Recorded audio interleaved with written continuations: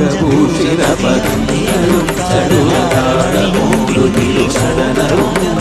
ഭസ്മഭൂഷിത മുരസ്തരം ഹരിണചർമ്മവും മണിഗണങ്ങളും